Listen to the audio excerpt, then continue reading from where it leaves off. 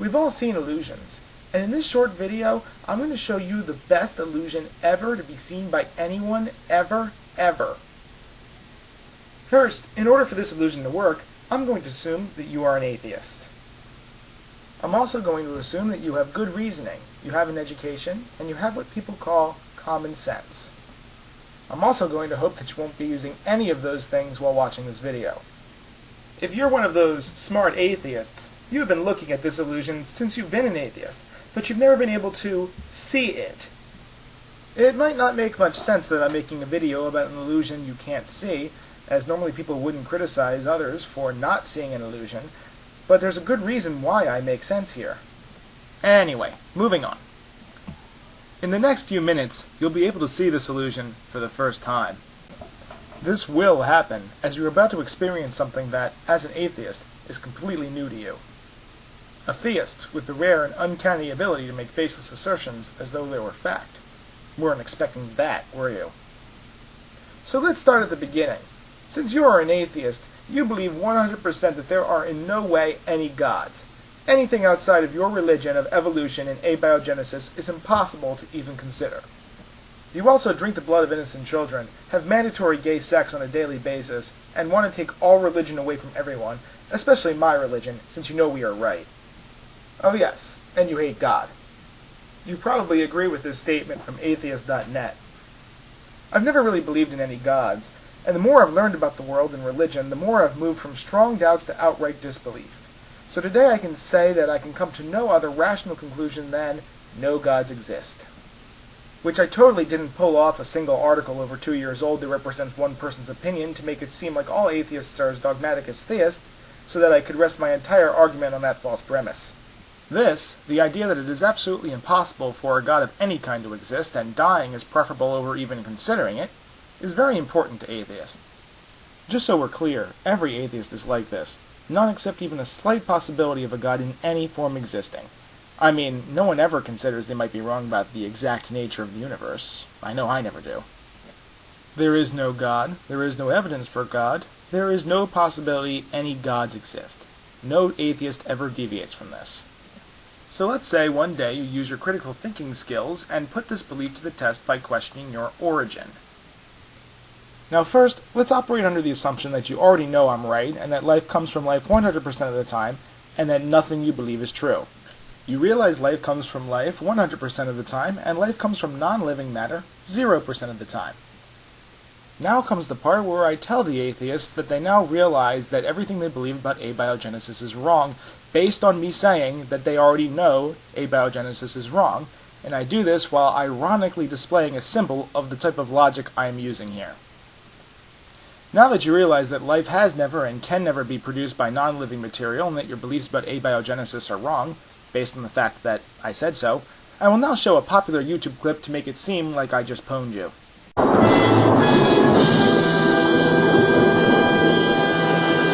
Doesn't make much sense, does it? It's almost as though everything I've said has either been a gross generalization, based on a fallacy, or completely incorrect. You walk away disappointed, confused, and maybe a little angry, and you can't understand how you incorrectly thought your beliefs were different than how I portrayed them to be. Since this is what you've believed since you've been an atheist, even though you didn't know it, you go to another atheist for help. If you talk to this other atheist and you ask, why do we believe life comes from non-living matter when we all know and acknowledge the fact that it can't happen that way? First, he might be a bit confused because I haven't told him it's impossible yet, but since I know everything about how atheists work, you will hear one of these three responses, since I know there are no others or better ways of arguing them. 1. It's a false analogy. There's no difference between life and non-life. This is the atheist's favorite. They all use this. It's just as popular as the God doesn't exist because I'm so jealous of your pure Christian lifestyle argument, or the Kent Hovind is wrong because he's an elitist and way too smart argument. 2. I acknowledge that non-living matter has never produced life yet, but it could happen in the future. I say it explains our origins because, even though I know it can explain our origins, it could create something in the future for no reason at all. That's exactly the way they phrase it, too. I know you're right, so to distract you I'll make up a study that I say proves you're wrong, but only takes a half a second to figure out doesn't exist at all. We all know that atheists can't stop lying. What I'm implying is that if they ever try to show you research of any kind, you can safely ignore it, because no research has ever or will ever be done on abiogenesis that shows anything other than it is impossible. Now that I've gone over everything the atheist has, let's just summarize. Either they try to make themselves seem irrational, they advocate having blind faith, or they lie. All of these reasons are an illusion, and totally not in the way that I made most of them up or mischaracterized arguments to sound as ridiculous as possible. And it's so simple to show how accurate I am in discussing the atheist's belief. But I'll talk about that some other time. Now I can show you why what you believe is an illusion. I think you understand now how ridiculous your beliefs are, and that they are wrong, but haven't given them up yet because you are very stubborn and love sin. So let me give you an analogy. I claim something utterly ridiculous, just like you do. You wouldn't believe something totally ridiculous, would you? Hopefully you see the error of your ways now. Your ridiculous beliefs, that humans sprang up from a rock, is just as believable as the belief that dogs can fly. It's a perfect analogy. If you don't believe dogs can fly, you can't believe in abiogenesis. I know you're probably thinking about saying something like, while you have proven that dogs must be able to fly in order for abiogenesis to be true, dogs could fly someday, so I can still believe in it. Phew! But you're really just advocating faith in something, which is incredibly irrational, unless of course it's in the God that I believe in. Also, again, let me make this clear, anytime they give you a study on abiogenesis, it never actually exists, and they are purposefully lying. Unlike anything found in theism, anything you have to say in defense of abiogenesis will only be bizarre rationalizations made to justify an illogical conclusion that we know is illogical because I say so. If you are a smart person, you realize that everything I've said is absolutely right and cannot be wrong. Only dumb people disagree with me. And of course arrogant people who think that they're always right or that simply stating something makes it true. In case the past 2 times weren't enough to get my point across, let's go over it a third time in pretty much the exact same way. Atheists believe dogs can fly and that it's really the same as not flying. They admit that non-living matter hasn't produced a life yet, but somehow hold the belief that this is how we got here, and they always lie about everything.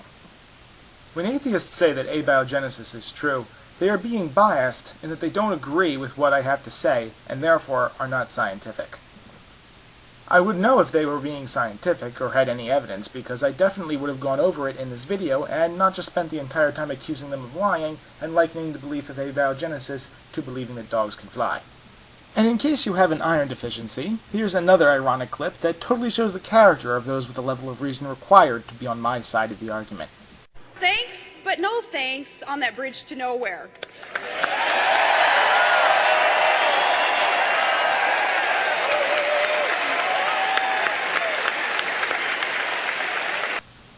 If you are a smart person, then you should see how absolutely right I am.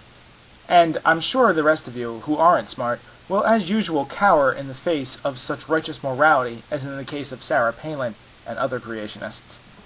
As you well know, I like to have geometric representations of the logic I use as I am using said logic, so I'll have this clip up as I say the following. Atheists believe that abiogenesis caused non-living material to produce life, even though abiogenesis has never caused non-living material to produce life. Pwned. You are a smart person, and therefore you agree with me. You must face the reality that I have declared you to be wrong and me to be right. Use your intelligence to understand the following concept. Life only comes from life, because I said so. For other similar arguments at this highly advanced level of logic, try these out. God exists because the Bible says so. Evolution is wrong because it didn't happen. And my personal favorite, I know you didn't even state your position or even the topic yet, but whatever you were about to say, it's wrong because it's untrue. I'm sorry that whatever you were about to say was so illogical.